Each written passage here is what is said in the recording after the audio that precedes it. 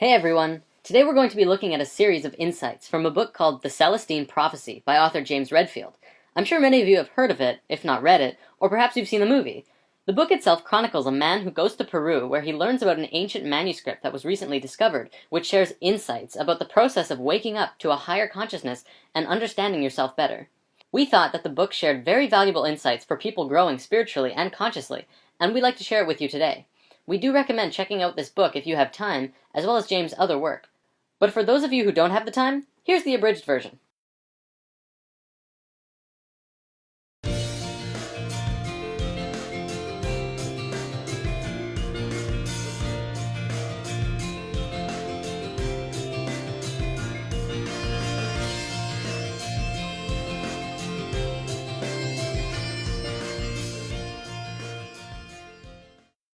The first insight!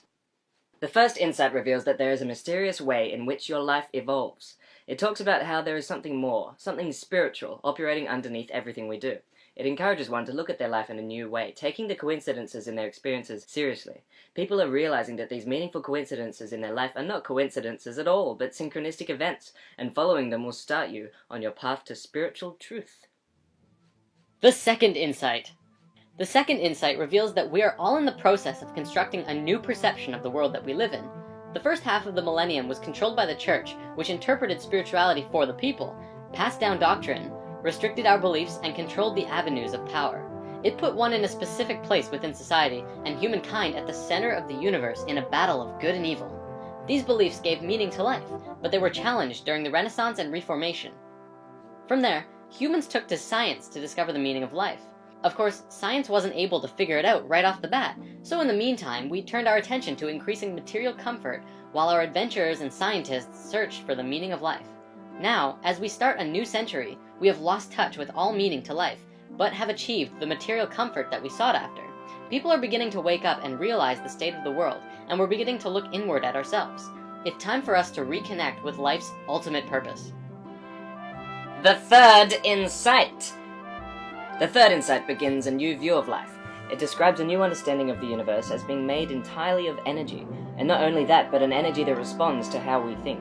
This energy is malleable to human intention, and expectation can be consciously caused to flow out into the world and affect other energy systems. Interactions between energy systems, including humans, involves a blending, depletion, or absorption of energy. The insight teaches how to observe this energy through an enhanced, heightened sensitivity to beauty. Beauty is on the same wavelength as this invisible energy, and by being in tune to the beauty in nature or even in others, we can begin to tune into the energy fields. The insight talks about perceiving auras in a specific way, as seeing energy fields around individuals or nature in certain colors. I want to point out that not everyone will see auras and energy fields in the same way. Some will feel into them, feel what others are emitting by being around them. Some people will see them, but not everyone will see colors either. You might just see a white glow, or you could even see a swirly field, or nothing at all. Remember that everything is frequency, and ultimately, it will depend on what frequency you are picking up and tuning into. Only a small part of the electromagnetic spectrum is the colorful aura that is described in the third insight. The fourth insight. The fourth insight points out that we as humans have been unconsciously competing for this particular energy that flows between people. We draw it from each other and protect ourselves from others attempting to draw it from us. This can lead to some nasty interactions in which we humans will age each other in the competition for energy. The fifth insight! This insight reveals that competition for energy is unnecessary because subtle energy exists in abundance. You can draw in energy from the infinite universe and fill yourself up with a sense of love. When we give our love to something, we create an energetic current that energizes ourselves as well as the object of our love.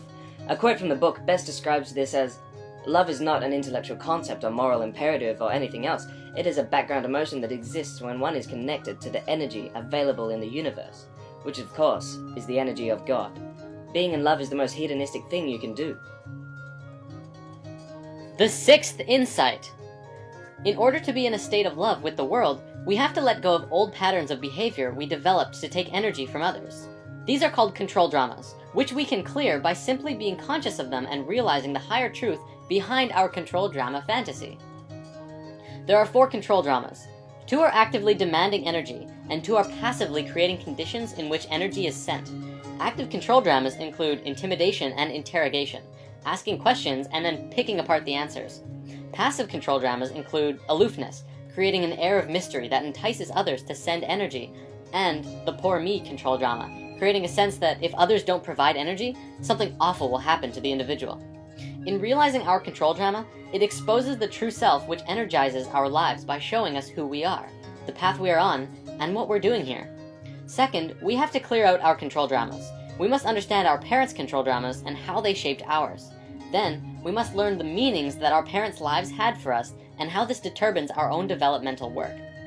The energy conflict between our parents and us becomes a series of lessons to show us the silver lining that lies beyond the energy conflict. From here, you'll become a synthesis of your mother and father's unconscious teaching without any negative emotions in the way. The seventh insight! Once you are cleared of traumas, you can build energy through contemplation and meditation. Focus on the basic life question and start writing a steady stream of intuition, dreams, and synchronistic coincidences, all guiding you in the direction of your evolution and transformation. Center yourself on your life path by discovering the immediate, smaller questions that currently confront you in life. These questions always pertain to the larger question and define where you currently are on your lifelong quest. The eighth insight. This insight tells us that we can aid others as they bring us the answers we seek.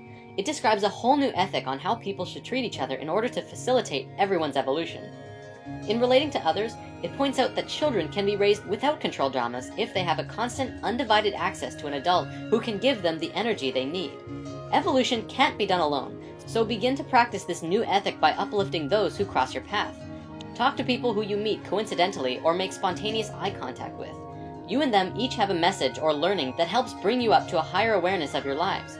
Everyone who we meet has a message for us. The Celestine Prophecy also discusses relationships. Avoid codependent relationships, which involves an addiction to other people. This subtle energy has a male and female side. In many cases, a couple will lock into each other's energies and fall madly in love. But if their focus stays tethered to each other, they are not tuned to the infinite energy of the universe. They eventually begin to compete with each other for energy. This restarts the control dramas. This is the falling in love and out of love phenomenon. This prophecy calls for people to be whole before connecting with another. Connecting with another in this way, together you will create a super person. The ninth insight. The ninth and final insight is about conscious evolution. Humans consciously participate in their evolution by living according to their intuition, which guides them in such a way as to increase their energy. Our technology will do more of our work for us and allow us to focus on our own spiritual growth. In doing so, we can increase our bodily vibration to a level much higher than the dimension of this current plane, and consciously move into a higher frequency or dimension of our universe. In doing so, we would literally disappear from the visible perception of many people in this lower frequency, just as Jesus and other higher energy people have done throughout time. The more beauty we can see, the more we evolve. The more we evolve, the higher we vibrate.